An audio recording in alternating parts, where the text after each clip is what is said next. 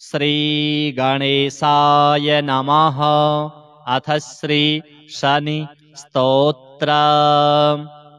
कोडोऽन्तको रौद्रयमोऽथ बभ्रुः कृष्णः शनिः पिङ्गलमन्दशौरिः नित्यं स्मृतो यो हरते च पीडां तस्मै नमः श्रीरविनन्दनाय। सुरासुरः किं पुरुषोरगेन्द्रा गन्धर्वविद्याधरपन्नगाश्च पीड्यन्ति सर्वे विषमस्थितेन तस्मै नमः श्रीरविनन्दनाय। नरा नरेन्द्राः पशवो मृगेन्द्रा वन्याश्च ये कीटपतङ्गभृङ्गाः पीड्यन्ति सर्वे विषमस्थितेन तस्मै नमः श्रीरविनन्दनाय। देशाश्च दुर्गाणि वनानि यत्र सेनानिवेशाः पुरपत्तनानि पीड्यन्ति सर्वे विषमस्थितेन तस्मै नमः श्रीरविनन्दनाय।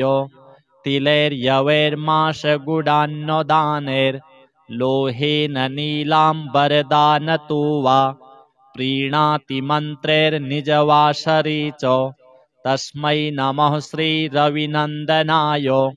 प्रयागकूले यमुनातटे च सरस्वती पुण्यजले गुहायां यो योगिनां ध्यानगतोऽपि सूक्ष्मस्तस्मै नमः श्रीरविनन्दनाय। अन्यप्रदेशात् स्वगृहं प्रविष्टस्तदीयवारे स नरः सुखी स्यात् गृहात् गतो यो न पुनः प्रयाति तस्मै नमः श्रीरविनन्दनाय। स्रष्टा स्वयंभूर्भुवनत्रयस्य त्राता हरीशो हरते पिनाकी एकस्त्रिधारिग्यजुः साममूर्तिस्तस्मै नमः श्रीरविनन्दनाय। शन्यष्टकं यः प्रयतः प्रभाते नित्यं सुपुत्रैः पशुबान्धवैश्च पठेत्तु सौख्यं भुवि भोगयुक्तः प्राप्नोति निर्वाणपदं तदन्ते। कोणस्थः पिङ्गलो बभ्रुः कृष्णो रौद्रोऽन्तको यमः सौरिः शनैश्चरो मन्दः पिप्पलादेन संस्तुतः। एतानि 10 नामानि प्रातरुत्थाय यः पठेत् शनैश्चरकृता पीडा न कदाचित् भविष्यति।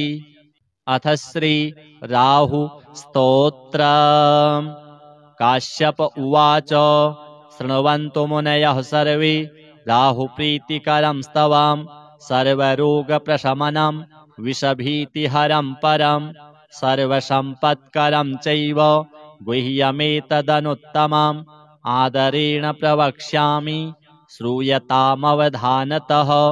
राहुः सूर्यरिपुश्चैव विषज्वाली भयाननः सुधांशुवैरिः श्यामात्मा विष्णुचक्राहितो बली भुजङ्गे शस्तीक्ष्णदंष्ट्रः क्रूरकर्माग्रहाधिपः। 12 नामानि नित्यं यो नियतः पठेत् जप्त्वा तु प्रतिमां रम्यां सीसजां माशसुस्थितां नीलैर्गन्धाक्षतैः पुष्पैः भक्त्या सम्पूज्य यत्नतः विधिना वह्निमादाय दूर्वान्नाज्याहुतिः क्रमात् तन्मन्त्रेणैव जुहुयात् यावद् अष्टोत्तरं शतं। हुत्वैवं भक्तिमान् राहुं प्रार्थयेत् ग्रहनायकं सर्वापद्विनिवृत्त्यर्थं प्राञ्जलिः प्रणतो नरः। राहोकरालवदन रविचन्द्रभयङ्कर तमोरूप नमस्तुभ्यं प्रसादं कुरु सर्वदा। सिंहिकासुतसूर्यारे सिद्धगन्धर्वपूजित सिंहवाह नमस्तुभ्यं सर्वान् रोगान् निवारय।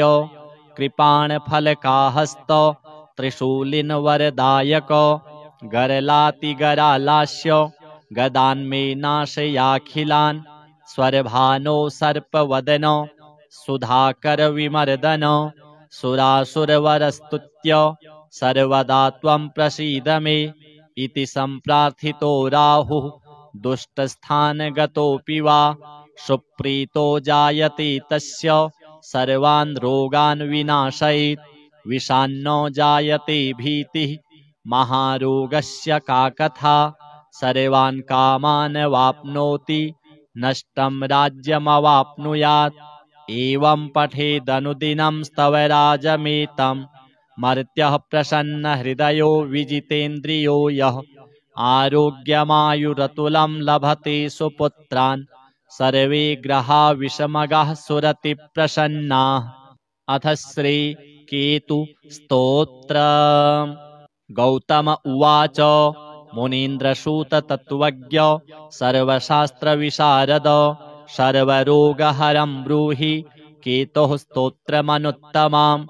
सूत उवाच शृणु गौतम वक्ष्यामि स्तोत्रमेतद् अनुत्तमम् गुह्याद्गुह्यतमं केतुः ब्रह्मणा कीर्तितं पुरा आद्यः करालवदनो द्वितीयो रक्तलोचनः तृतीयः पिङ्गलाक्षश्च चतुर्थो ज्ञानदायकः पञ्चमः कपिलाक्षश्च षष्ठः कालाग्निसन्निभः सप्तमो हिमगर्भश्च धूम्रवर्णोष्टमस्तथा नवमः कृत्तकण्ठश्च दशमः नरपीठगः एकादशस्तु श्रीकण्ठः द्वादशस्तु गदायुधः द्वादशैते महाक्रूराः सर्वोपद्रवकारकाः पर्वकाले पीड्यन्ति दिवाकरनिशाकरौ नाम द्वादशकं स्तोत्रं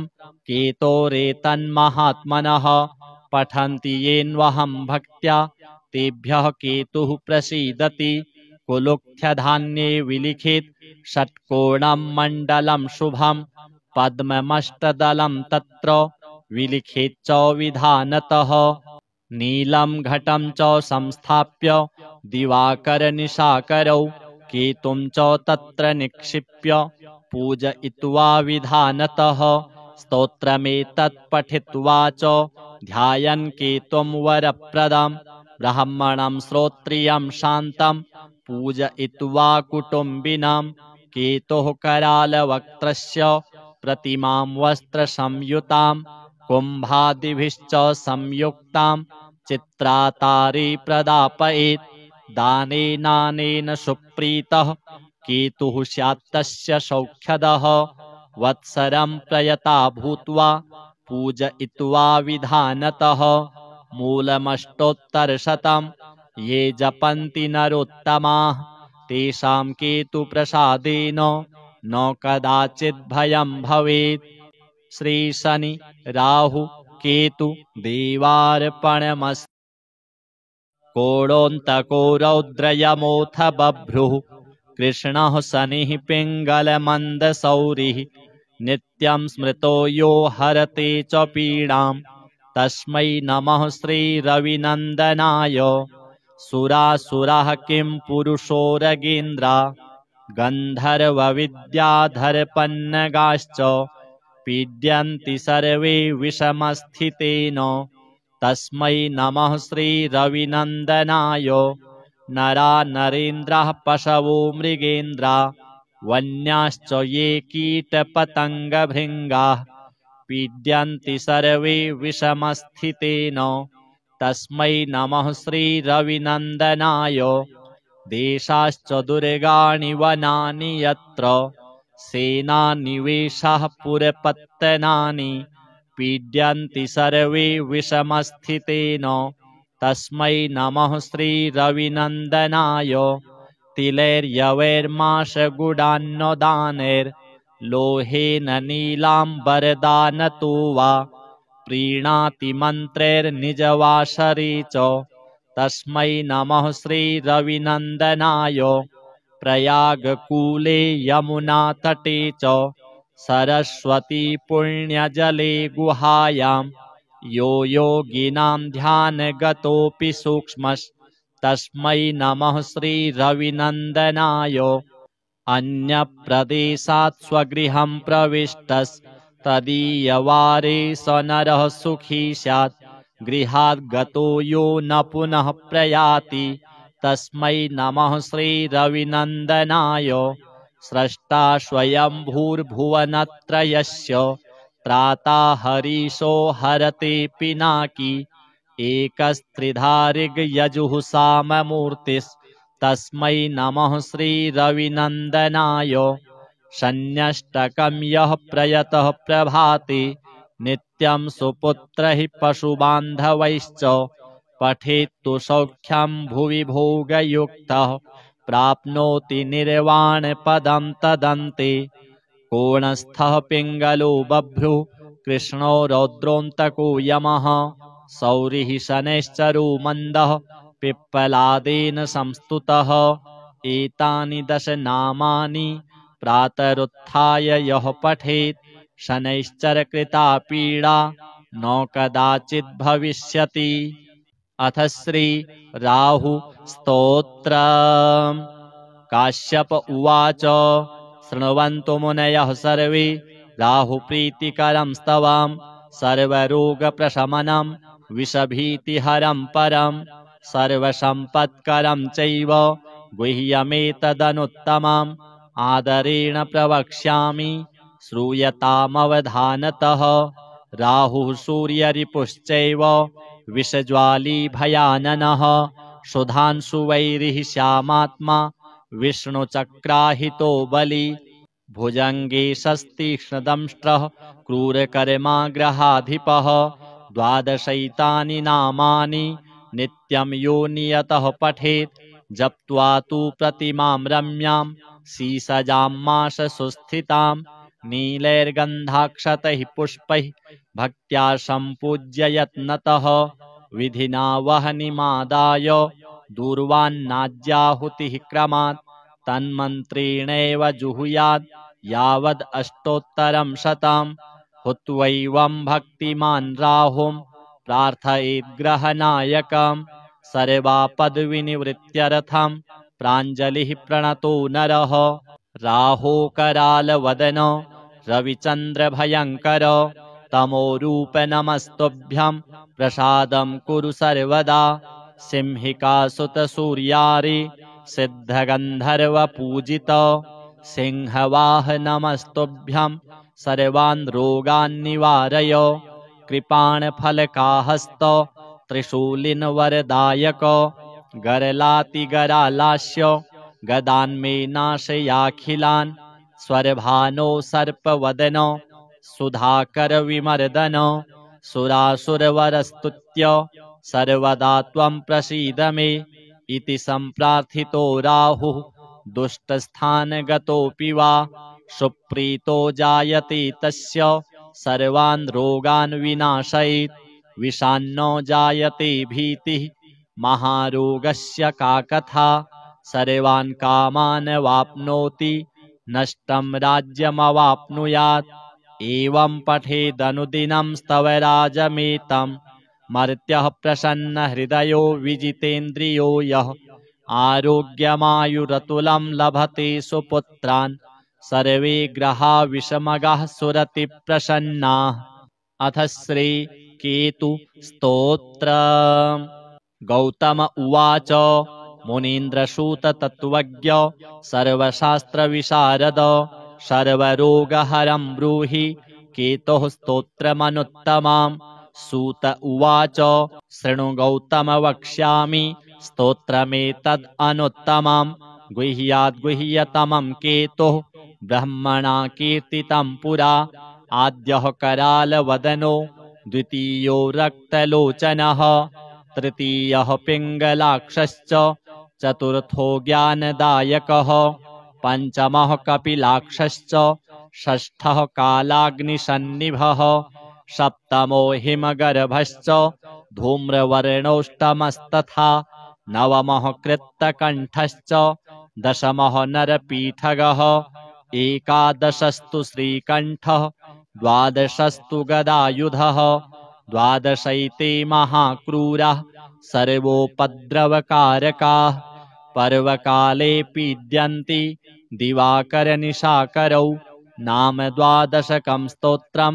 केतोरेतन्महात्मनः पठन्ति येन्वहं भक्त्या तेभ्यः केतुः प्रसीदति कुलुक्थ्यधान्ये विलिखित षट्कोणं मण्डलं शुभं पद्ममष्टदलं तत्र विलिखेच्च विधानतः नीलं घटं च संस्थाप्य दिवाकरनिशाकरौ केतुं च तत्र निक्षिप्य पूजयित्वा विधानतः स्तोत्रमेतत् पठित्वा च ध्यायन् केतुं वरप्रदं ब्राह्मणं श्रोत्रियं शान्तं पूजयित्वा कुटुम्बिनां केतुः करालवक्त्रस्य प्रतिमां वस्त्रसंयुतां कुम्भादिभिश्च संयुक्तां चित्रातारे प्रदापयेत् दानेनानेन सुप्रीतः केतुः स्यात्तस्य सौख्यदः वत्सरं प्रयता भूत्वा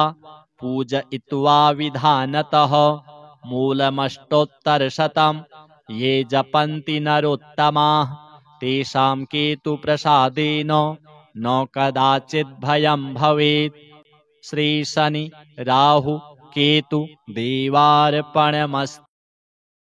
कोणोऽन्तको रौद्रयमोऽथ बभ्रुः कृष्णः शनिः पिङ्गलमन्दशौरिः नित्यं स्मृतो यो हरते च पीडां तस्मै नमः श्रीरविनन्दनाय। सुरासुराः किं पुरुषोरगेन्द्रा गन्धर्वविद्याधरपन्नगाश्च पीड्यन्ति सर्वे विषमस्थितेन तस्मै नमः श्रीरविनन्दनाय। नरा नरेन्द्राः पशवो मृगेन्द्रा वन्याश्च ये कीटपतङ्गभृङ्गाः पीड्यन्ति सर्वे विषमस्थितेन तस्मै नमः श्रीरविनन्दनाय। देशाश्च दुर्गाणि वनानि यत्र सेनानिवेशाः पुरपत्तनानि पीड्यन्ति सर्वे विषमस्थितेन तस्मै नमः श्रीरविनन्दनाय। तिलैर्यवैर्माशगुडान्नदानैर्लोहेन नीलाम्बरदानतो वा प्रीणाति मन्त्रैर्निजवासरे च तस्मै नमः श्रीरविनन्दनाय। प्रयागकूले यमुनातटे च सरस्वती पुण्यजले गुहायां यो योगिनां ध्यानगतोऽपि सूक्ष्मस्तस्मै नमः श्रीरविनन्दनाय। अन्यप्रदेशात् स्वगृहं प्रविष्टस्तदीयवारे स नरः सुखी स्यात् गृहात् गतो यो न पुनः प्रयाति तस्मै नमः श्रीरविनन्दनाय। स्रष्टा स्वयंभूर्भुवनत्रयस्य त्राता हरीशो हरते पिनाकी एकस्त्रिधारिग्यजुः साममूर्तिस्तस्मै नमः श्रीरविनन्दनाय। शन्यष्टकं यः प्रयतः प्रभाते नित्यं सुपुत्रैः पशुबान्धवैश्च पठेत्तु सौख्यं भुवि भोगयुक्तः प्राप्नोति निर्वाणपदं तदन्ते। कोणस्थः पिङ्गलो बभ्रुः कृष्णो रौद्रोऽन्तको यमः सौरिः शनैश्चरो मन्दः पिप्पलादेन संस्तुतः। एतानि 10 नामानि प्रातरुत्थाय यः पठेत् शनैश्चरकृता पीडा न कदाचित् भविष्यति। अथ श्री राहु स्तोत्रम्। काश्यप उवाच शृण्वन्तु मुनयः सर्वे राहुप्रीतिकरं स्तवं सर्वरोगप्रशमनं विषभीतिहरं परं सर्वसम्पत्करं चैव गुह्यमेतदनुत्तमम् आदरेण प्रवक्ष्यामि श्रूयतामवधानतः। राहुः सूर्यरिपुश्चैव विषज्वाली भयाननः सुधांशुवैरिः श्यामात्मा विष्णुचक्राहितो बली भुजङ्गे शस्तीक्ष्णदंष्ट्रः क्रूरकर्माग्रहाधिपः। 12 नामानि नित्यं यो नियतः पठेत् जप्त्वा तु प्रतिमां रम्यां सीसजां माशसुस्थितां नीलैर्गन्धाक्षतैः पुष्पैः भक्त्या सम्पूज्य यत्नतः विधिना वह्निमादाय दूर्वान्नाज्याहुतिः क्रमात् तन्मन्त्रेणैव जुहुयात् यावद् अष्टोत्तरं शतं हुत्वैवं भक्तिमान् राहुं प्रार्थयेत् ग्रहनायकं सर्वापद्विनिवृत्त्यर्थं प्राञ्जलिः प्रणतो नरः राहो करालवदन रविचन्द्रभयङ्कर तमोरूप नमस्तुभ्यं प्रसादं कुरु सर्वदा सिंहिकासुत सूर्यारि सिद्धगन्धर्वपूजित सिंहवाह नमस्तुभ्यं सर्वान् रोगान् निवारय कृपाणफलकाहस्त त्रिशूलिनवरदायक गरलातिगरालास्य गदान्मे नाशयाखिलान् स्वरभानो सर्पवदन सुधाकर विमर्दन सुरासुरवरस्तुत्य सर्वदा त्वं प्रसीद मे इति सम्प्रार्थितो राहुः दुष्टस्थानगतोऽपि वा सुप्रीतो जायते तस्य सर्वान् रोगान् विनाशयेत् विषान्नो जायते भीतिः महारोगस्य का कथा सर्वान् कामान् वाप्नोति नष्टं राज्यमवाप्नुयात् एवं पठेदनुदिनं स्तवराजमेतं मर्त्यः प्रसन्नहृदयो विजितेन्द्रियो यः आरोग्यमायुरतुलं लभते सुपुत्रान् सर्वे ग्रहा विषमगाः सुरतिप्रसन्नाः अथ श्री केतु स्तोत्र गौतम उवाच मुनीन्द्रसूत तत्त्वज्ञ सर्वशास्त्रविशारद सर्वरोगहरं ब्रूहि केतोः स्तोत्रमनुत्तमं सूत उवाच शृणु गौतम वक्ष्यामि स्तोत्रमेतद् अनुत्तमं गुह्याद्गुह्यतमं केतुः ब्रह्मणा कीर्तितं पुरा आद्यः करालवदनो द्वितीयो रक्तलोचनः तृतीयः पिङ्गलाक्षश्च चतुर्थो ज्ञानदायकः पञ्चमः कपिलाक्षश्च षष्ठः कालाग्निसन्निभः सप्तमो हिमगर्भश्च धूम्रवर्णोष्टमस्तथा नवमः कृत्तकण्ठश्च दशमः नरपीठगः एकादशस्तु श्रीकण्ठः द्वादशस्तु गदायुधः द्वादशैते महाक्रूराः सर्वोपद्रवकारकाः पर्वकाले पीड्यन्ति दिवाकरनिशाकरौ नाम द्वादशकं स्तोत्रं केतोरेतन्महात्मनः पठन्ति येन्वहं भक्त्या तेभ्यः केतुः प्रसीदति कुलुक्थ्यधान्ये विलिखित षट्कोणं मण्डलं शुभं पद्ममष्टदलं तत्र विलिखित च विधानतः नीलं घटं च संस्थाप्य दिवाकरनिशाकरौ केतुं च तत्र निक्षिप्य पूजयित्वा विधानतः स्तोत्रमेतत् पठित्वा च ध्यायन् केतुं वरप्रदं ब्राह्मणं श्रोत्रियं शान्तं पूजयित्वा कुटुम्बिनां केतुः करालवक्त्रस्य प्रतिमां वस्त्रसंयुतां कुम्भादिभिश्च संयुक्तां चित्रातारे प्रदापयेत् दानेनानेन सुप्रीतः केतुः स्यात्तस्य सौख्यदः वत्सरं प्रयता भूत्वा पूजयित्वा विधानतः मूलमष्टोत्तरशतं ये जपन्ति नरोत्तमाः तेषां केतुप्रसादेन न कदाचित् भयं भवेत्। श्री शनि राहु केतु देवार्पणमस्तु। कोणोऽन्तको रौद्रयमोऽथ बभ्रुः कृष्णः शनिः पिङ्गलमन्दशौरिः नित्यं स्मृतो यो हरते च पीडां तस्मै नमः श्रीरविनन्दनाय। सुरासुरः किं पुरुषोरगेन्द्रा गन्धर्वविद्याधरपन्नगाश्च पीड्यन्ति सर्वे विषमस्थितेन तस्मै नमः श्रीरविनन्दनाय। नरा नरेन्द्राः पशवो मृगेन्द्रा वन्याश्च ये कीटपतङ्गभृङ्गाः पीड्यन्ति सर्वे विषमस्थितेन तस्मै नमः श्रीरविनन्दनाय।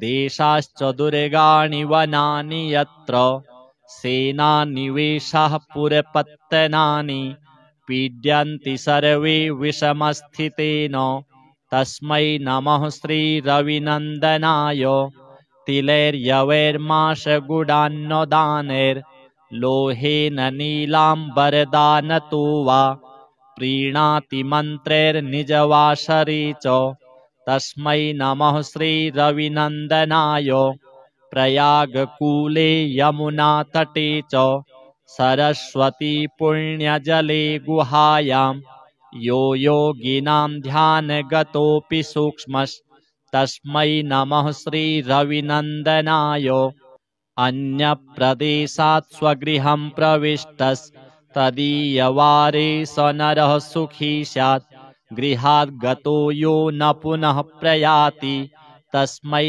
नमः श्रीरविनन्दनाय स्रष्टा स्वयंभूर्भुवनत्रयस्य त्राता हरीशो हरते पिनाकी एकस्त्रिधारिग्यजुः साममूर्तिस्तस्मै नमः श्रीरविनन्दनाय शन्यष्टकं यः प्रयतः प्रभाते नित्यं सुपुत्रैः पशुबान्धवैश्च पठेत्तु सौख्यं भुवि भोगयुक्तः प्राप्नोति निर्वाणपदं तदन्ते कोणस्थः पिङ्गलो बभ्रुः कृष्णो रौद्रोऽन्तको यमः सौरिः शनैश्चरो मन्दः पिप्पलादेन संस्तुतः एतानि 10 नामानि प्रातरुत्थाय यः पठेत् शनैश्चरकृता पीडा न कदाचित् भविष्यति। अथ श्री राहु स्तोत्रम्। काश्यप उवाच शृण्वन्तु मुनयः सर्वे राहुप्रीतिकरं स्तवं सर्वरोगप्रशमनं विषभीतिहरं परं सर्वसम्पत्करं चैव गुह्यमेतदनुत्तमम् आदरेण प्रवक्ष्यामि श्रूयतामवधानतः। राहुः सूर्यरिपुश्चैव विषज्वाली भयाननः सुधांशुवैरिः श्यामात्मा विष्णुचक्राहितो बली भुजङ्गे शस्तीक्ष्णदंष्ट्रः क्रूरकर्माग्रहाधिपः 12 नामानि नित्यं यो नियतः पठेत् जप्त्वा तु प्रतिमां रम्यां सीसजां माशसुस्थितां नीलैर्गन्धाक्षतैः पुष्पैः भक्त्या सम्पूज्य यत्नतः विधिना वह्निमादाय दूर्वान्नाज्याहुतिः क्रमात् तन्मन्त्रेणैव जुहुयात् यावद् अष्टोत्तरं शतं हुत्वैवं भक्तिमान् राहुं प्रार्थयेद्ग्रहनायकं सर्वापद्विनिवृत्त्यर्थं प्राञ्जलिः प्रणतो नरः। राहोकरालवदन रविचन्द्रभयङ्कर तमोरूप नमस्तुभ्यं प्रसादं कुरु सर्वदा सिंहिकासुतसूर्यारे सिद्धगन्धर्वपूजित सिंहवाह नमस्तुभ्यं सर्वान् रोगान् निवारय कृपाणफलकाहस्त त्रिशूलिनवरदायक गरलातिगरालास्य गदान्मे नाशयाखिलान् स्वरभानो सर्पवदन सुधाकर विमर्दन सुरासुरवरस्तुत्य सर्वदा त्वं प्रसीद मे इति सम्प्रार्थितो राहुः दुष्टस्थानगतोऽपि वा सुप्रीतो जायते तस्य सर्वान् रोगान् विनाशयेत् विषान्नो जायते भीतिः महारोगस्य का कथा सर्वान् कामान् वाप्नोति नष्टं राज्यमवाप्नुयात् एवं पठेदनुदिनं स्तवराजमेतं मर्त्यः प्रसन्नहृदयो विजितेन्द्रियो यः आरोग्यमायुरतुलं लभते सुपुत्रान् सर्वे ग्रहा विषमगाः सुरतिप्रसन्नाः। अथ श्री केतु स्तोत्रम्। गौतम उवाच मुनीन्द्रसूत तत्त्वज्ञ सर्वशास्त्रविशारद सर्वरोगहरं ब्रूहि केतुः स्तोत्रमनुत्तमम्।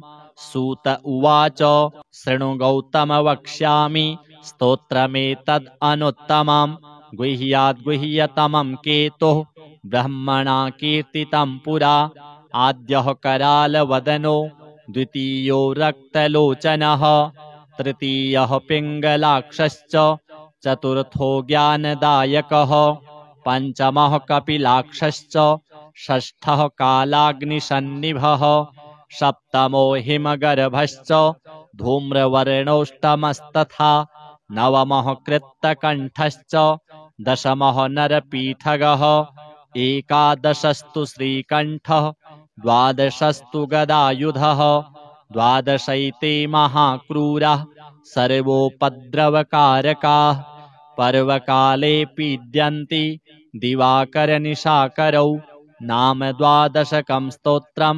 केतोरेतन्महात्मनः पठन्ति येन्वहं भक्त्या तेभ्यः केतुः प्रसीदति कुलुक्थ्यधान्ये विलिखित षट्कोणं मण्डलं शुभं पद्ममष्टदलं तत्र विलिखित च विधानतः नीलं घटं च संस्थाप्य दिवाकरनिशाकरौ केतुं च तत्र निक्षिप्य पूजयित्वा विधानतः स्तोत्रमेतत् पठित्वा च ध्यायन् केतुं वरप्रदं ब्राह्मणं श्रोत्रियं शान्तं पूजयित्वा कुटुम्बिनां केतुः करालवक्त्रस्य प्रतिमां वस्त्रसंयुतां कुम्भादिभिश्च संयुक्तां चित्रातारे प्रदापयेत् दानेनानेन सुप्रीतः केतुः स्यात्तस्य सौख्यदः वत्सरं प्रयता भूत्वा पूजयित्वा विधानतः मूलमष्टोत्तरशतं ये जपन्ति नरोत्तमाः तेषां केतुप्रसादेन न कदाचित् भयं भवेत्। श्री शनि राहु केतु देवार्पणमस्तु। कोणोऽन्तको रौद्रयमोऽथ बभ्रुः कृष्णः शनिः पिङ्गलमन्दशौरिः नित्यं स्मृतो यो हरते च पीडां तस्मै नमः श्रीरविनन्दनाय। सुरासुरः किं पुरुषोरगेन्द्रा गन्धर्वविद्याधरपन्नगाश्च पीड्यन्ति सर्वे विषमस्थितेन तस्मै नमः श्रीरविनन्दनाय। नरा नरेन्द्राः पशवो मृगेन्द्रा वन्याश्च ये कीटपतङ्गभृङ्गाः पीड्यन्ति सर्वे विषमस्थितेन तस्मै नमः श्रीरविनन्दनाय। देशाश्च दुर्गाणि वनानि यत्र सेनानिवेशाः पुरपत्तनानि पीड्यन्ति सर्वे विषमस्थितेन तस्मै नमः श्रीरविनन्दनाय। तिलैर्यवैर्माशगुडान्नदानैर्लोहेन नीलाम्बरदानतो वा प्रीणाति मन्त्रैर्निजवासरे च तस्मै नमः श्रीरविनन्दनाय। प्रयागकूले यमुनातटे च सरस्वती पुण्यजले गुहायां यो योगिनां ध्यानगतोऽपि सूक्ष्मस्तस्मै नमः श्रीरविनन्दनाय। अन्यप्रदेशात् स्वगृहं प्रविष्टस्तदीयवारे स नरः सुखी स्यात् गृहात् गतो यो न पुनः प्रयाति तस्मै नमः श्रीरविनन्दनाय। स्रष्टा स्वयंभूर्भुवनत्रयस्य त्राता हरीशो हरते पिनाकी एकस्त्रिधारिग्यजुः साममूर्तिस्तस्मै नमः श्रीरविनन्दनाय। शन्यष्टकं यः प्रयतः प्रभाते नित्यं सुपुत्रैः पशुबान्धवैश्च पठेत्तु सौख्यं भुवि भोगयुक्तः प्राप्नोति निर्वाणपदं तदन्ते। कोणस्थः पिङ्गलो बभ्रुः कृष्णो रौद्रोऽन्तको यमः सौरिः शनैश्चरो मन्दः पिप्पलादेन संस्तुतः। एतानि दश नामानि प्रातरुत्थाय यः पठेत् शनैश्चरकृता पीडा न कदाचित् भविष्यति। अथ श्री राहु स्तोत्रम्। काश्यप उवाच शृण्वन्तु मुनयः सर्वे राहुप्रीतिकरं स्तवम् सर्वरोगप्रशमनं विषभीतिहरं परं सर्वसम्पत्करं चैव गुह्यमेतदनुत्तमम् आदरेण प्रवक्ष्यामि श्रूयतामवधानतः।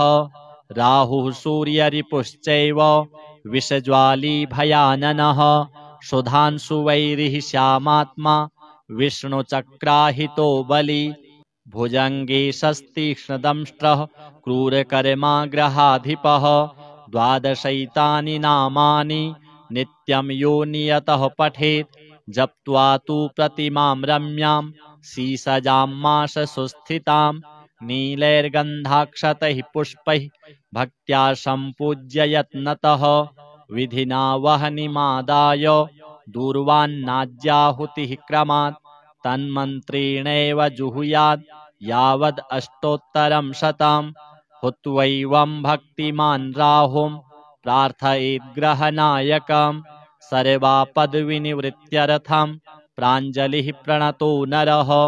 राहो करालवदन रविचन्द्रभयङ्कर तमोरूप नमस्तुभ्यं प्रसादं कुरु सर्वदा सिंहिकासुतसूर्यारे सिद्धगन्धर्वपूजित सिंहवाह नमस्तुभ्यं सर्वान् रोगान् निवारय कृपाणफलकाहस्त त्रिशूलिनवरदायक गरलातिगरालास्य गदान्मे नाशयाखिलान् स्वरभानो सर्पवदन सुधाकर विमर्दन सुरासुरवरस्तुत्य सर्वदा त्वं प्रसीद मे इति सम्प्रार्थितो राहुः दुष्टस्थानगतोऽपि वा सुप्रीतो जायते तस्य सर्वान् रोगान् विनाशयेत् विषान्नो जायते भीतिः महारोगस्य का कथा सर्वान् कामान् वाप्नोति नष्टं राज्यमवाप्नुयात् एवं पठेदनुदिनं स्तवराजमेतं मर्त्यः प्रसन्नहृदयो विजितेन्द्रियो यः आरोग्यमायुरतुलं लभते सुपुत्रान् सर्वे ग्रहा विषमगाः सुरतिप्रसन्नाः। अथ श्री केतु स्तोत्रम्। गौतम उवाच मुनीन्द्रसूत तत्त्वज्ञ सर्वशास्त्रविशारद सर्वरोगहरं ब्रूहि केतुः स्तोत्रमनुत्तमम्।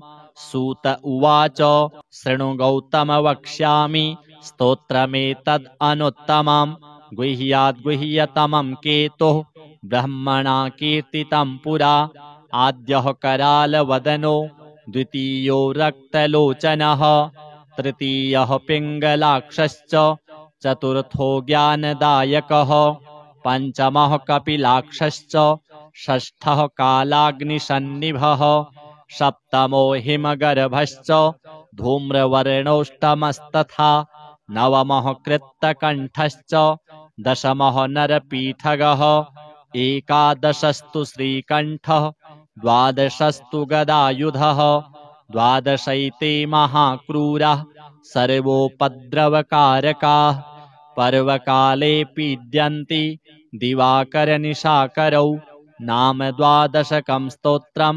केतोरेतन्महात्मनः पठन्ति येन्वहं भक्त्या तेभ्यः केतुः प्रसीदति कुलुक्थ्यधान्ये विलिखित षट्कोणं मण्डलं शुभं पद्ममष्टदलं तत्र विलिखित च विधानतः नीलं घटं च संस्थाप्य दिवाकरनिशाकरौ केतुं च तत्र निक्षिप्य पूजयित्वा विधानतः स्तोत्रमेतत् पठित्वा च ध्यायन् केतुं वरप्रदं ब्राह्मणं श्रोत्रियं शान्तं पूजयित्वा कुटुम्बिनं केतुः करालवक्त्रस्य प्रतिमां वस्त्रसंयुतां कुम्भादिभिश्च संयुक्तां चित्रातारे प्रदापयेत् दानेनानेन सुप्रीतः केतुः स्यात्तस्य सौख्यदः वत्सरं प्रयता भूत्वा पूजयित्वा विधानतः मूलमष्टोत्तरशतं ये जपन्ति नरोत्तमाः तेषां केतुप्रसादेन न कदाचित् भयं भवेत्। श्री शनि राहु केतु देवार्पणमस्तु। कोणोऽन्तको रौद्रयमोऽथ बभ्रुः कृष्णः शनिः पिङ्गलमन्दशौरिः नित्यं स्मृतो यो हरते च पीडां तस्मै नमः श्रीरविनन्दनाय। सुरासुराः किं पुरुषोरगेन्द्रा गन्धर्वविद्याधरपन्नगाश्च पीड्यन्ति सर्वे विषमस्थितेन तस्मै नमः श्रीरविनन्दनाय। नरा नरेन्द्राः पशवो मृगेन्द्रा वन्याश्च ये कीटपतङ्गभृङ्गाः पीड्यन्ति सर्वे विषमस्थितेन तस्मै नमः श्रीरविनन्दनाय। देशाश्च दुर्गाणि वनानि यत्र सेनानिवेशाः पुरपत्तनानि पीड्यन्ति सर्वे विषमस्थितेन तस्मै नमः श्रीरविनन्दनाय। तिलैर्यवैर्माशगुडान्नदानैर्लोहेन नीलाम्बरदानतो वा प्रीणाति मन्त्रैर्निजवासरे च तस्मै नमः श्रीरविनन्दनाय। प्रयागकूले यमुनातटे च सरस्वती पुण्यजले गुहायां यो योगिनां ध्यानगतोऽपि सूक्ष्मस्तस्मै नमः श्रीरविनन्दनाय।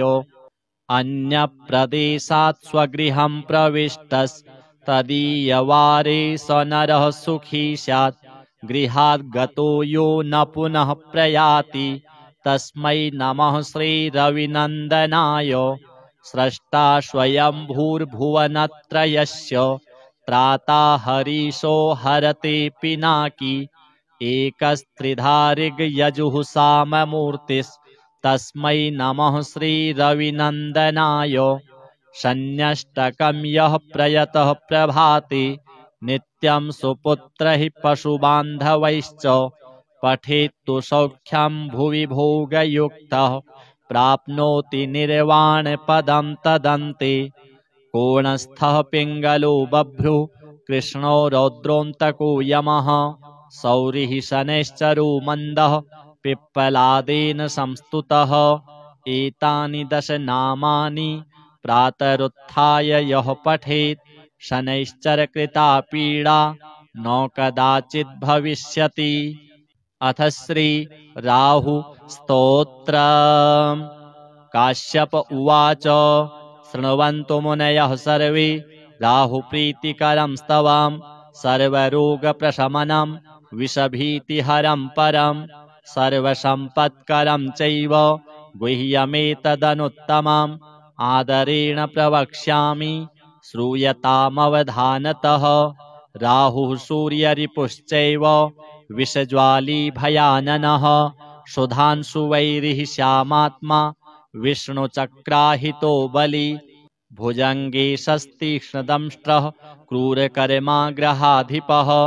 12 नामानि नित्यं यो नियतः पठेत् जप्त्वा तु प्रतिमां रम्यां सीसजां माशसुस्थितां नीलैर्गन्धाक्षतैः पुष्पैः भक्त्या सम्पूज्य यत्नतः विधिना वह्निमादाय दूर्वान्नाज्याहुतिः क्रमात् तन्मन्त्रेणैव जुहुयात् यावद् अष्टोत्तरं शतं।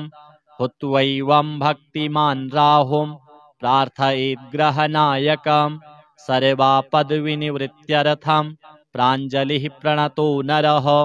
राहोकरालवदन रविचन्द्रभयङ्कर तमोरूप नमस्तुभ्यं प्रसादं कुरु सर्वदा। सिंहिकासुतसूर्यारे सिद्धगन्धर्वपूजित सिंहवाह नमस्तुभ्यं सर्वान् रोगान् निवारय।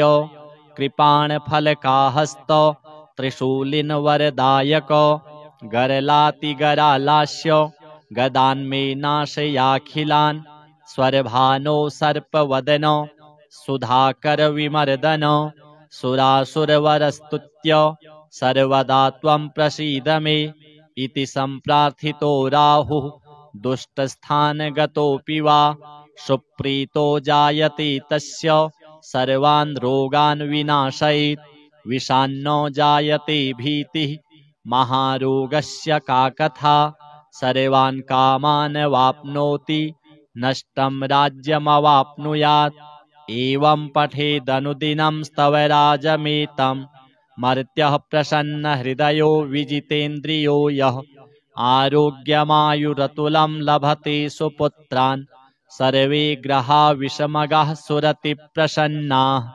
अथ श्री केतु स्तोत्र। गौतम उवाच मुनीन्द्रसूत तत्त्वज्ञ सर्वशास्त्रविशारद सर्वरोगहरं ब्रूहि केतुः स्तोत्रमनुत्तमम्। सूत उवाच शृणु गौतम वक्ष्यामि स्तोत्रमेतद् अनुत्तमम् गुह्याद्गुह्यतमं केतुः ब्रह्मणा कीर्तितं पुरा आद्यः करालवदनो द्वितीयो रक्तलोचनः तृतीयः पिङ्गलाक्षश्च चतुर्थो ज्ञानदायकः पञ्चमः कपिलाक्षश्च षष्ठः कालाग्निसन्निभः सप्तमो हिमगर्भश्च धूम्रवर्णोष्टमस्तथा नवमः कृत्तकण्ठश्च दशमः नरपीठगः एकादशस्तु श्रीकण्ठः द्वादशस्तु गदायुधः द्वादशैते महाक्रूराः सर्वोपद्रवकारकाः पर्वकाले पीड्यन्ति दिवाकरनिशाकरौ नाम द्वादशकं स्तोत्रं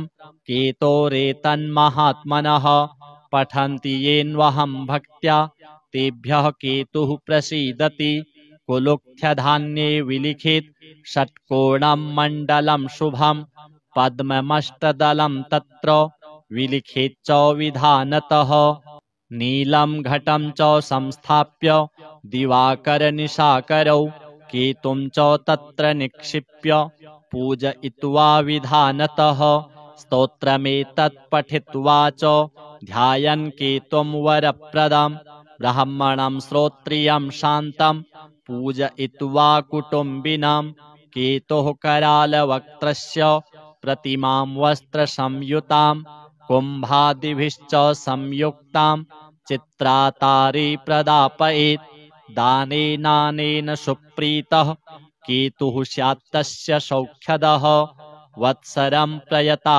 भूत्वा पूजयित्वा विधानतः मूलमष्टोत्तरशतं ये जपन्ति नरोत्तमाः तेषां केतुप्रसादेन न कदाचित् भयं भवेत्।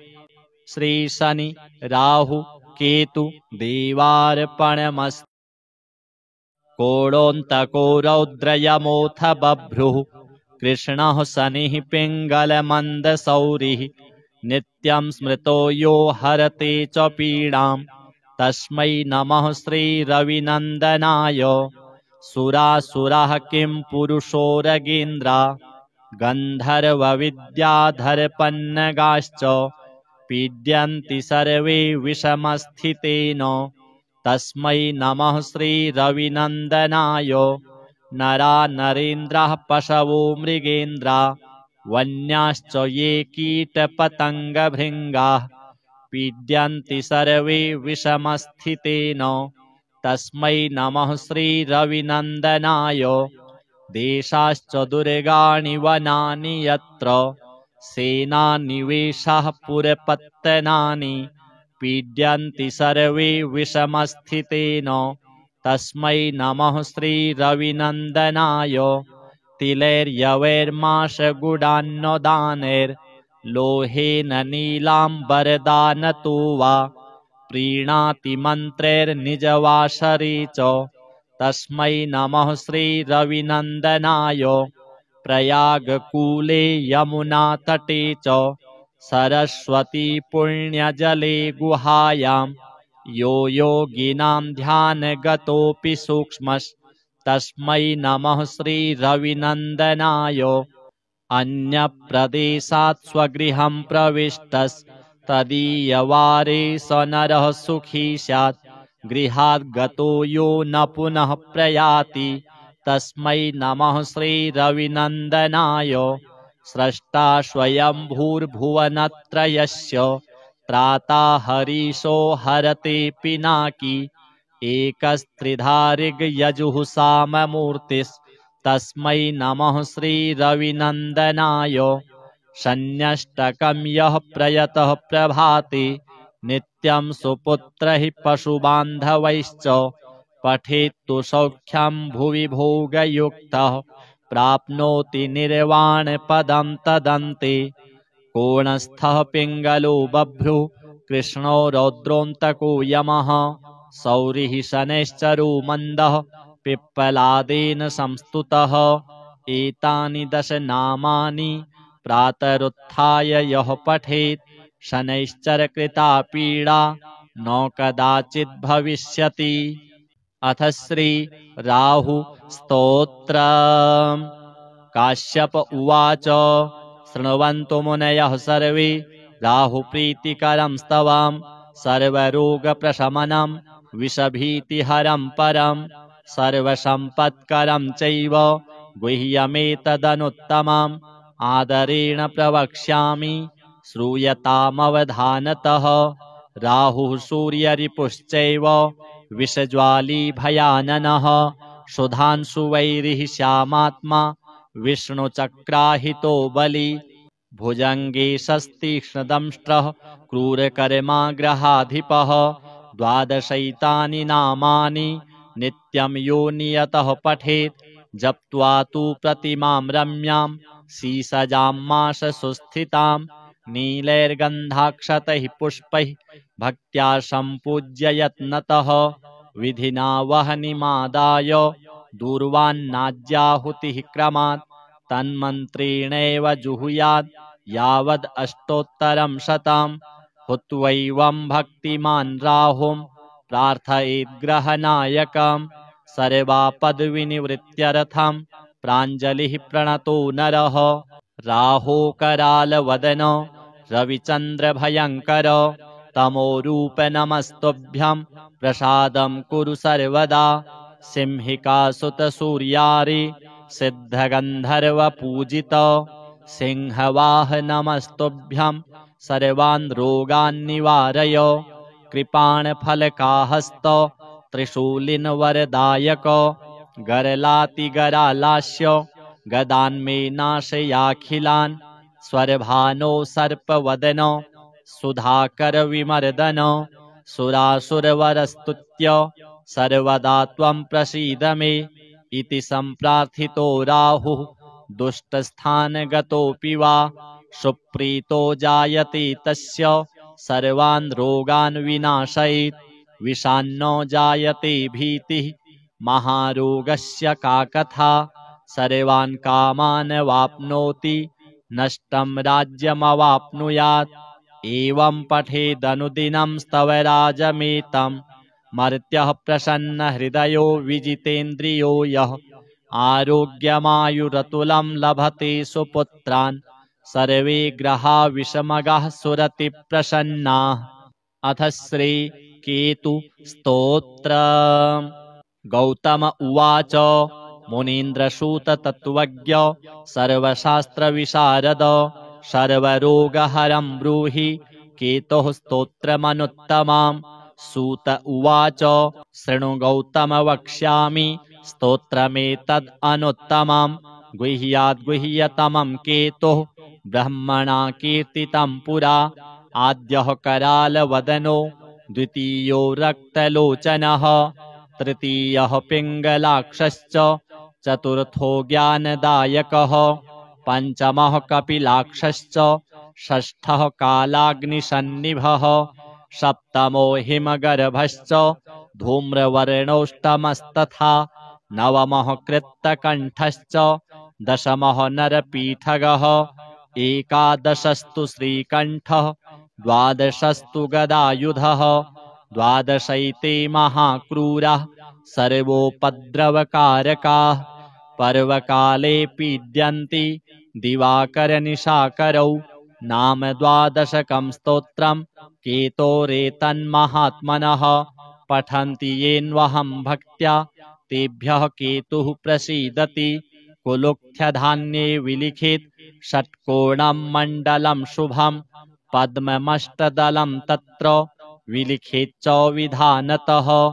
नीलं घटं च संस्थाप्य दिवाकरनिशाकरौ केतुं च तत्र निक्षिप्य पूजयित्वा विधानतः। स्तोत्रमेतत् पठित्वा च ध्यायन् केतुं वरप्रदं ब्राह्मणं श्रोत्रियं शान्तं पूजयित्वा कुटुम्बिनां। केतुः करालवक्त्रस्य प्रतिमां वस्त्रसंयुतां कुम्भादिभिश्च संयुक्तां चित्रातारे प्रदापयेत्। दानेनानेन सुप्रीतः केतुः स्यात्तस्य सौख्यदः। वत्सरं प्रयता भूत्वा पूजयित्वा विधानतः। मूलमष्टोत्तरशतं ये जपन्ति नरोत्तमाः तेषां केतुप्रसादेन न कदाचित् भयं भवेत्।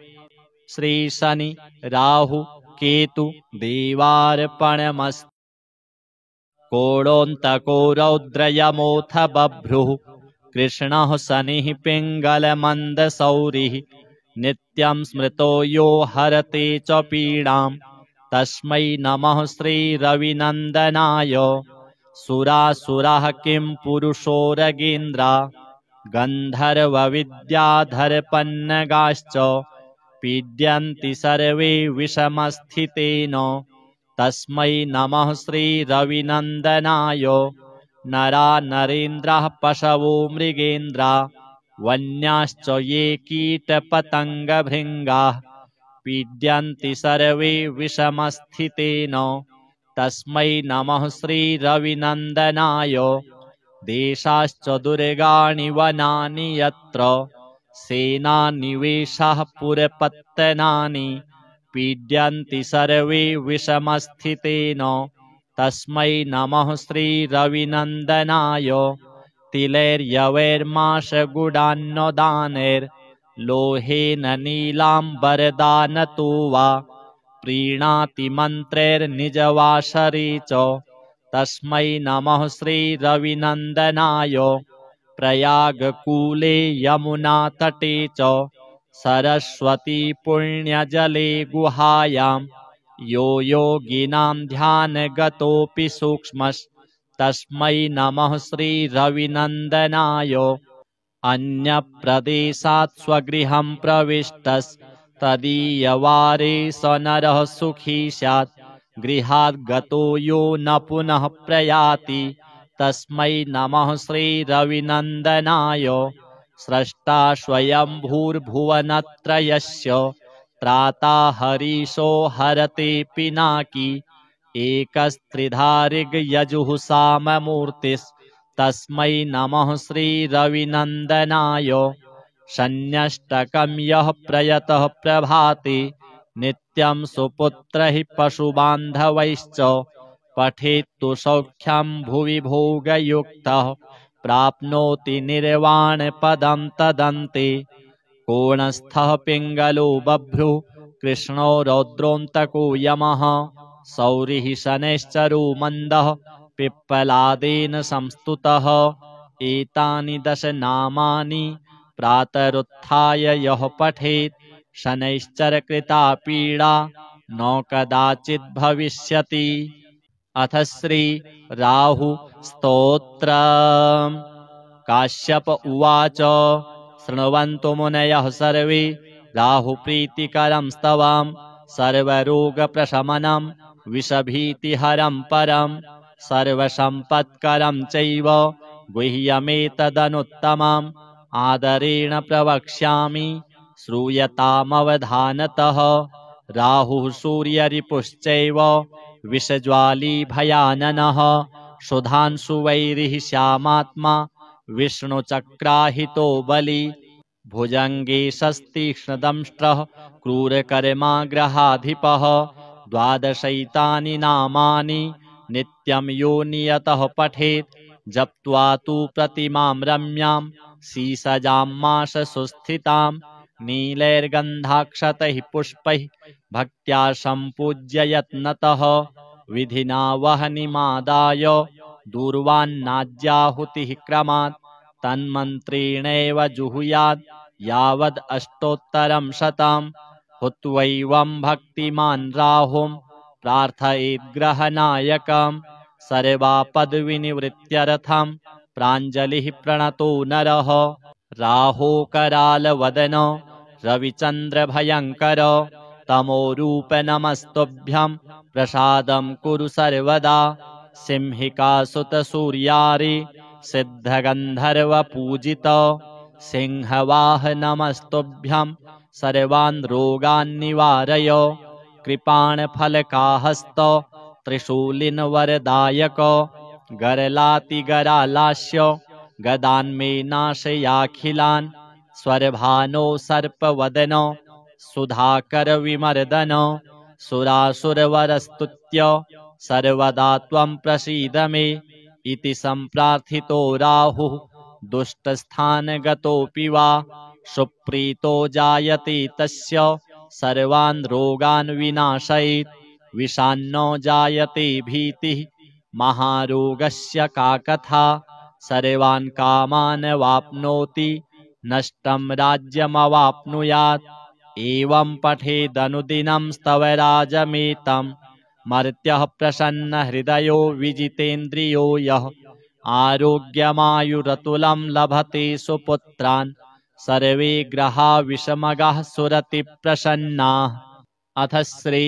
केतु स्तोत्र गौतम उवाच मुनीन्द्रसूत तत्त्वज्ञ सर्वशास्त्रविशारद सर्वरोगहरं ब्रूहि केतोः स्तोत्रमनुत्तमम् सूत उवाच शृणु गौतम वक्ष्यामि स्तोत्रमेतद् अनुत्तमम् गुह्याद्गुह्यतमं केतुः ब्रह्मणा कीर्तितं पुरा आद्यः करालवदनो द्वितीयो रक्तलोचनः तृतीयः पिङ्गलाक्षश्च चतुर्थो ज्ञानदायकः पञ्चमः कपिलाक्षश्च षष्ठः कालाग्निसन्निभः सप्तमो हिमगर्भश्च धूम्रवर्णोष्टमस्तथा नवमः कृत्तकण्ठश्च दशमः नरपीठगः एकादशस्तु श्रीकण्ठः द्वादशस्तु गदायुधः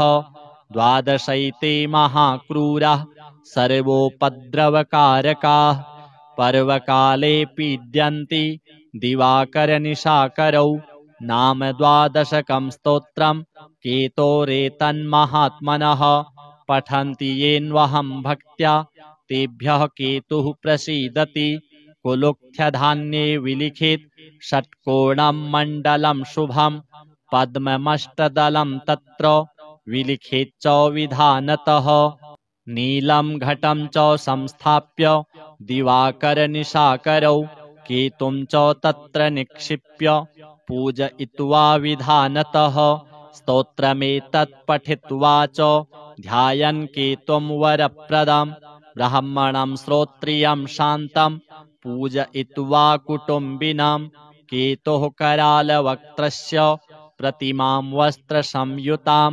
कुम्भादिभिश्च संयुक्तां चित्रातारे प्रदापयेत् दानेनानेन सुप्रीतः केतुः स्यात्तस्य सौख्यदः वत्सरं प्रयता भूत्वा पूजयित्वा विधानतः मूलमष्टोत्तरशतं ये जपन्ति नरोत्तमाः तेषां केतुप्रसादेन न कदाचित् भयं भवेत्। श्री शनि राहु केतु देवार्पणमस्तु। कोणोऽन्तको रौद्रयमोऽथ बभ्रुः कृष्णः शनिः पिङ्गलमन्दशौरिः नित्यं स्मृतो यो हरते च पीडां तस्मै नमः श्रीरविनन्दनाय। सुरासुराः किं पुरुषोरगेन्द्रा गन्धर्वविद्याधरपन्नगाश्च पीड्यन्ति सर्वे विषमस्थितेन तस्मै नमः श्रीरविनन्दनाय।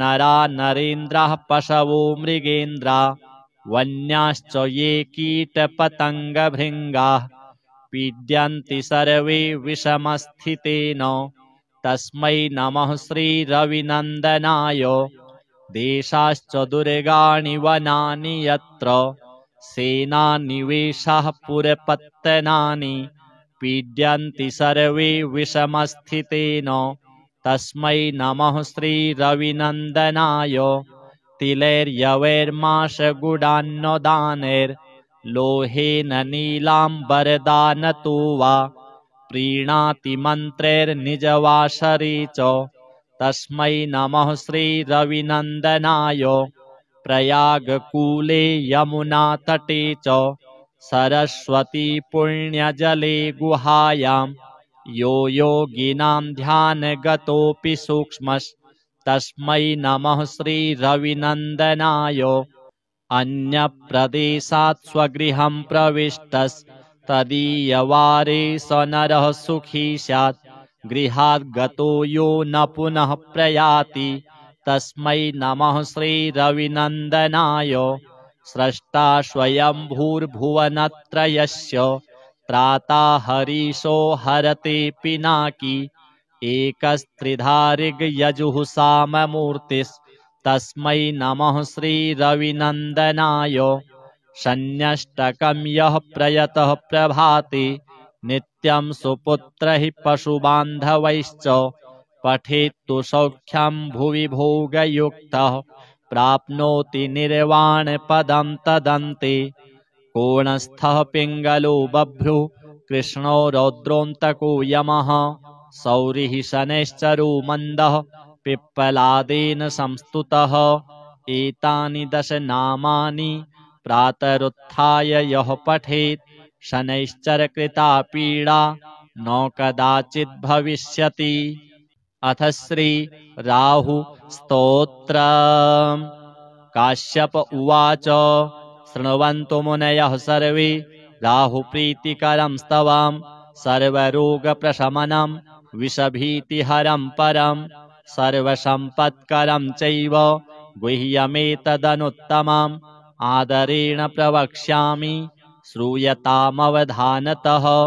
राहुः सूर्यरिपुश्चैव विषज्वाली भयाननः सुधांशुवैरिः श्यामात्मा विष्णुचक्राहितो बली भुजङ्गे शस्तीक्ष्णदंष्ट्रः क्रूरकर्माग्रहाधिपः 12 नामानि नित्यं यो नियतः पठेत् जप्त्वा तु प्रतिमां रम्यां सीसजां माशसुस्थितां नीलैर्गन्धाक्षतैः पुष्पैः भक्त्या सम्पूज्य यत्नतः विधिना वह्निमादाय दूर्वान्नाज्याहुतिः क्रमात् तन्मन्त्रेणैव जुहुयात् यावद् अष्टोत्तरं शतं हुत्वैवं भक्तिमान् राहुं प्रार्थयेद्ग्रहनायकं सर्वापद्विनिवृत्त्यर्थं प्राञ्जलिः प्रणतो नरः। राहोकरालवदन रविचन्द्रभयङ्कर तमोरूप नमस्तुभ्यं प्रसादं कुरु सर्वदा सिंहिकासुतसूर्यारे सिद्धगन्धर्वपूजित सिंहवाह नमस्तुभ्यं सर्वान् रोगान् निवारय कृपाणफलकाहस्त त्रिशूलिनवरदायक गरलातिगरालास्य गदान्मे नाशयाखिलान् स्वरभानो सर्पवदन सुधाकरविमर्दन सुरासुरवरस्तुत्य सर्वदा त्वं प्रसीद मे इति सम्प्रार्थितो राहुः दुष्टस्थानगतोऽपि वा सुप्रीतो जायते तस्य सर्वान् रोगान् विनाशयेत् विषान्नो जायते भीतिः महारोगस्य का कथा सर्वान् कामान् वाप्नोति नष्टं राज्यमवाप्नुयात् एवं पठेदनुदिनं स्तवराजमेतं मर्त्यः प्रसन्नहृदयो विजितेन्द्रियो यः आरोग्यमायुरतुलं लभते सुपुत्रान् सर्वे ग्रहा विषमगाः सुरति प्रसन्नाः। अथ श्री केतु स्तोत्रम्।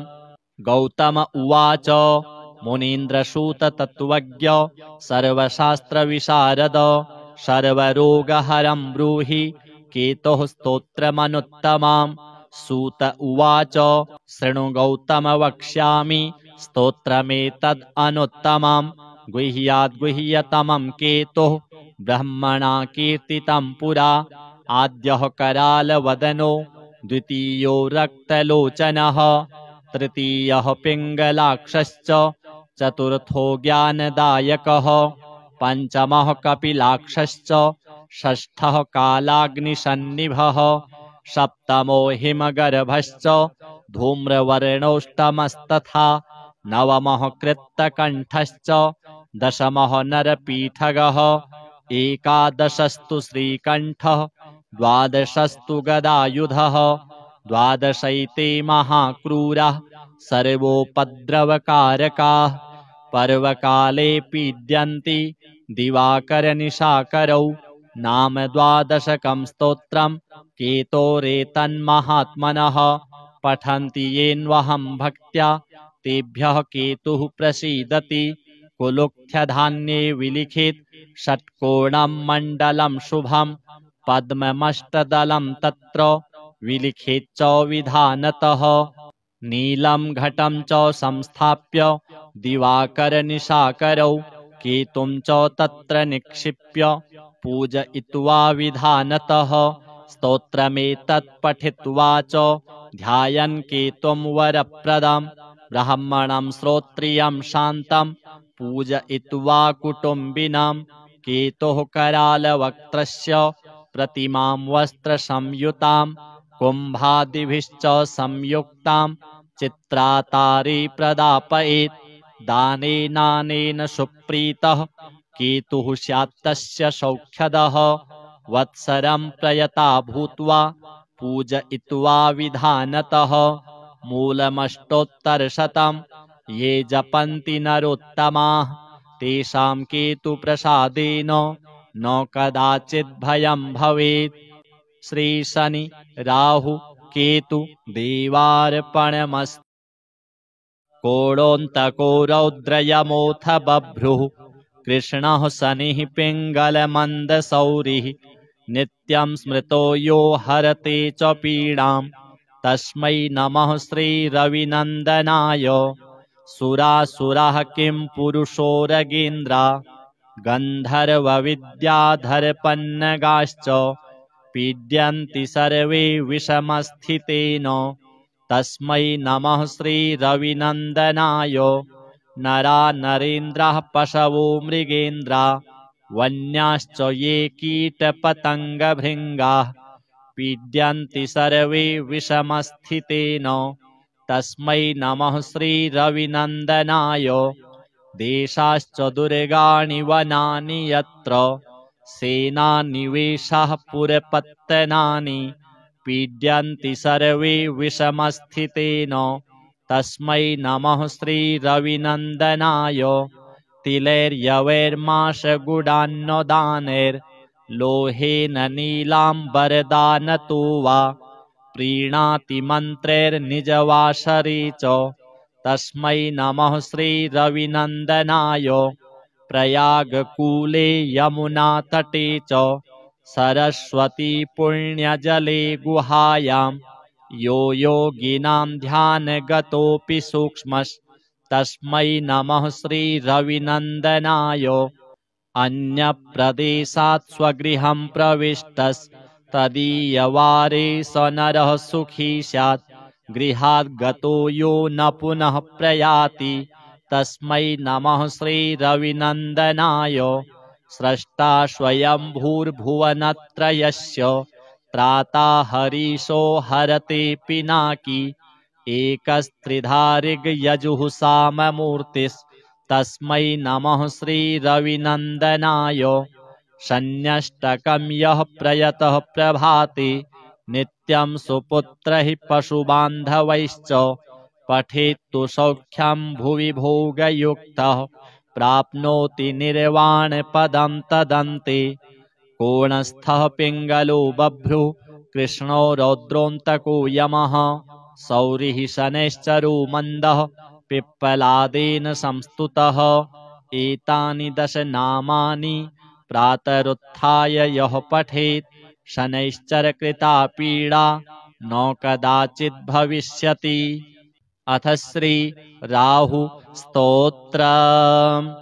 काश्यप उवाच शृण्वन्तु मुनयः सर्वे राहुप्रीतिकरं स्तवम् सर्वरोगप्रशमनं विषभीतिहरं परं सर्वसम्पत्करं चैव गुह्यमेतदनुत्तमम् आदरेण प्रवक्ष्यामि श्रूयतामवधानतः। राहुः सूर्यरिपुश्चैव विषज्वाली भयाननः सुधांशुवैरिः श्यामात्मा विष्णुचक्राहितो बली भुजङ्गे शस्तीक्ष्णदंष्ट्रः क्रूरकर्माग्रहाधिपः 12 नामानि नित्यं यो नियतः पठेत् जप्त्वा तु प्रतिमां रम्यां सीसजां माशसुस्थितां नीलैर्गन्धाक्षतैः पुष्पैः भक्त्या सम्पूज्य यत्नतः विधिना वह्निमादाय दूर्वान्नाज्याहुतिः क्रमात् तन्मन्त्रेणैव जुहुयात् यावद् अष्टोत्तरं शतम् हुत्वैवं भक्तिमान् राहुं प्रार्थयेद्ग्रहनायकम् सर्वापद्विनिवृत्त्यर्थं प्राञ्जलिः प्रणतो नरः। राहोकरालवदन रविचन्द्रभयङ्कर तमोरूप नमस्तुभ्यं प्रसादं कुरु सर्वदा सिंहिकासुतसूर्यारे सिद्धगन्धर्वपूजित सिंहवाह नमस्तुभ्यं सर्वान् रोगान् निवारय कृपाणफलकाहस्त त्रिशूलिनवरदायक गरलातिगरालास्य गदान्मे नाशयाखिलान् स्वरभानो सर्पवदन सुधाकरविमर्दन सुरासुरवरस्तुत्य सर्वदा त्वं प्रसीद मे इति सम्प्रार्थितो राहुः दुष्टस्थानगतोऽपि वा सुप्रीतो जायते तस्य सर्वान् रोगान् विनाशयेत् विषान्नो जायते भीतिः महारोगस्य का कथा सर्वान् कामान् वाप्नोति नष्टं राज्यमवाप्नुयात् एवं पठेदनुदिनं स्तवराजमेतं मर्त्यः प्रसन्नहृदयो विजितेन्द्रियो यः आरोग्यमायुरतुलं लभते सुपुत्रान् सर्वे ग्रहा विषमगाः सुरति प्रसन्नाः। अथ श्री केतु स्तोत्रम्। गौतम उवाच मुनीन्द्रसूत तत्त्वज्ञ सर्वशास्त्रविशारद सर्वरोगहरं ब्रूहि केतोः स्तोत्रमनुत्तमम्। सूत उवाच शृणु गौतम वक्ष्यामि स्तोत्रमेतद् अनुत्तमम् गुह्याद्गुह्यतमं केतुः ब्रह्मणा कीर्तितं पुरा आद्यः करालवदनो द्वितीयो रक्तलोचनः तृतीयः पिङ्गलाक्षश्च चतुर्थो ज्ञानदायकः पञ्चमः कपिलाक्षश्च षष्ठः कालाग्निसन्निभः सप्तमो हिमगर्भश्च धूम्रवर्णोष्टमस्तथा नवमः कृत्तकण्ठश्च दशमः नरपीठगः एकादशस्तु श्रीकण्ठः द्वादशस्तु गदायुधः द्वादशैते महाक्रूराः सर्वोपद्रवकारकाः पर्वकाले पीड्यन्ति दिवाकरनिशाकरौ नाम द्वादशकं स्तोत्रं केतोरेतन्महात्मनः पठन्ति येन्वहं भक्त्या तेभ्यः केतुः प्रसीदति कुलुक्थ्यधान्ये विलिखित षट्कोणं मण्डलं शुभं पद्ममष्टदलं तत्र विलिखित च विधानतः नीलं घटं च संस्थाप्य दिवाकरनिशाकरौ केतुं च तत्र निक्षिप्य पूजयित्वा विधानतः स्तोत्रमेतत् पठित्वा च ध्यायन् केतुं वरप्रदं ब्राह्मणं श्रोत्रियं शान्तं पूजयित्वा कुटुम्बिनां केतुः करालवक्त्रस्य प्रतिमां वस्त्रसंयुतां कुम्भादिभिश्च संयुक्तां चित्रातारे प्रदापयेत् दानेनानेन सुप्रीतः केतुः स्यात्तस्य सौख्यदः वत्सरं प्रयता भूत्वा पूजयित्वा विधानतः मूलमष्टोत्तरशतं ये जपन्ति नरोत्तमाः तेषां केतुप्रसादेन न कदाचित् भयं भवेत्। श्री शनि राहु केतु देवार्पणमस्तु। कोणोऽन्तको रौद्रयमोऽथ बभ्रुः कृष्णः शनिः पिङ्गलमन्दशौरिः नित्यं स्मृतो यो हरते च पीडां तस्मै नमः श्रीरविनन्दनाय। सुरासुरः किं पुरुषोरगेन्द्रा गन्धर्वविद्याधरपन्नगाश्च पीड्यन्ति सर्वे विषमस्थितेन तस्मै नमः श्रीरविनन्दनाय। नरा नरेन्द्राः पशवो मृगेन्द्रा वन्याश्च ये कीटपतङ्गभृङ्गाः पीड्यन्ति सर्वे विषमस्थितेन तस्मै नमः श्रीरविनन्दनाय। देशाश्च दुर्गाणि वनानि यत्र सेनानिवेशाः पुरपत्तनानि पीड्यन्ति सर्वे विषमस्थितेन तस्मै नमः श्रीरविनन्दनाय। तिलैर्यवैर्माशगुडान्नदानैर्लोहेन नीलाम्बरदानतो वा प्रीणाति मन्त्रैर्निजवासरे च तस्मै नमः श्रीरविनन्दनाय। प्रयागकूले यमुनातटे च सरस्वती पुण्यजले गुहायां यो योगिनां ध्यानगतोऽपि सूक्ष्मस्तस्मै नमः श्रीरविनन्दनाय। अन्यप्रदेशात् स्वगृहं प्रविष्टस्तदीयवारे स नरः सुखी स्यात् गृहात् गतो यो न पुनः प्रयाति तस्मै नमः श्रीरविनन्दनाय। स्रष्टा स्वयंभूर्भुवनत्रयस्य त्राता हरीशो हरते पिनाकी एकस्त्रिधारिग्यजुः साममूर्तिस्तस्मै नमः श्रीरविनन्दनाय। शन्यष्टकं यः प्रयतः प्रभाते नित्यं सुपुत्रैः पशुबान्धवैश्च पठेत्तु सौख्यं भुवि भोगयुक्तः प्राप्नोति निर्वाणपदं तदन्ते।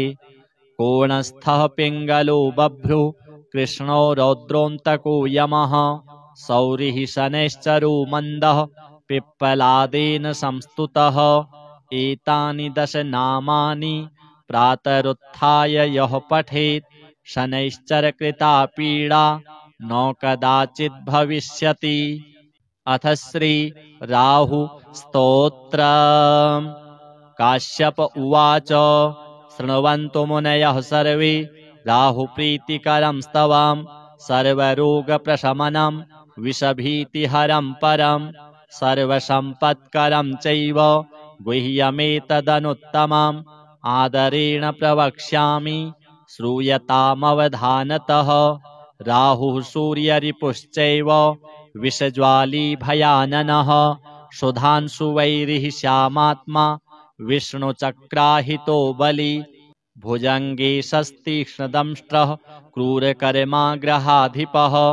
12 नामानि नित्यं यो नियतः पठेत् जप्त्वा तु प्रतिमां रम्यां सीसजां माशसुस्थितां नीलैर्गन्धाक्षतैः पुष्पैः भक्त्या सम्पूज्य यत्नतः विधिना वह्निमादाय दूर्वान्नाज्याहुतिः क्रमात् तन्मन्त्रेणैव जुहुयात् यावद् अष्टोत्तरं शतं हुत्वैवं भक्तिमान् राहुं प्रार्थयेद्ग्रहनायकं सर्वापद्विनिवृत्त्यर्थं प्राञ्जलिः प्रणतो नरः। राहोकरालवदन रविचन्द्रभयङ्कर तमोरूप नमस्तुभ्यं प्रसादं कुरु सर्वदा सिंहिकासुतसूर्यारे सिद्धगन्धर्वपूजित सिंहवाह नमस्तुभ्यं सर्वान् रोगान् निवारय कृपाणफलकाहस्त त्रिशूलिनवरदायक गरलातिगरालास्य गदान्मेनाशयाखिलान् स्वरभानो सर्पवदन सुधाकरविमर्दन सुरासुरवरस्तुत्य सर्वदा त्वं प्रसीद मे इति सम्प्रार्थितो राहुः दुष्टस्थानगतोऽपि वा सुप्रीतो जायते तस्य सर्वान् रोगान् विनाशयेत् विषान्नो जायते भीतिः महारोगस्य का कथा सर्वान् कामान् वाप्नोति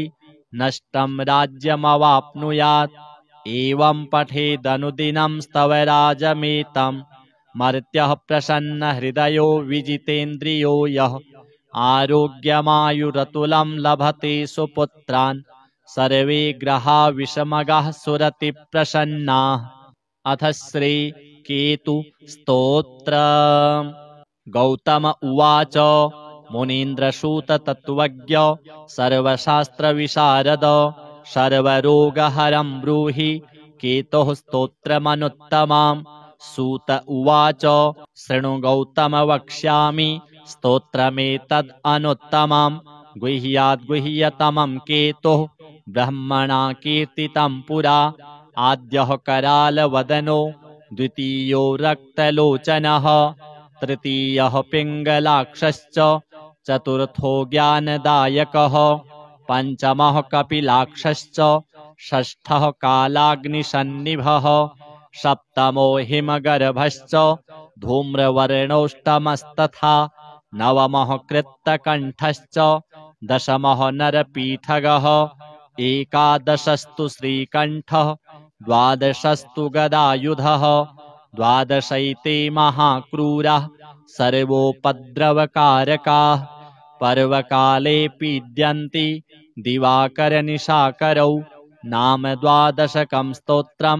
केतोरेतन्महात्मनः पठन्ति येन्वहं भक्त्या तेभ्यः केतुः प्रसीदति कुलुक्थ्यधान्ये विलिखित षट्कोणं मण्डलं शुभं पद्ममष्टदलं तत्र विलिखित च विधानतः नीलं घटं च संस्थाप्य दिवाकरनिशाकरौ केतुं च तत्र निक्षिप्य पूजयित्वा विधानतः स्तोत्रमेतत् पठित्वा च ध्यायन् केतुं वरप्रदं ब्राह्मणं श्रोत्रियं शान्तं पूजयित्वा कुटुम्बिनं केतुः करालवक्त्रस्य प्रतिमां वस्त्रसंयुतां कुम्भादिभिश्च संयुक्तां चित्रातारे प्रदापयेत् दानेनानेन सुप्रीतः केतुः स्यात्तस्य सौख्यदः वत्सरं प्रयता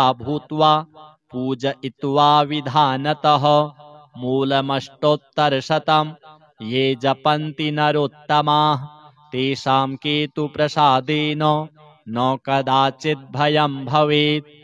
श्री शनि राहु केतु देवार्पणमस्तु।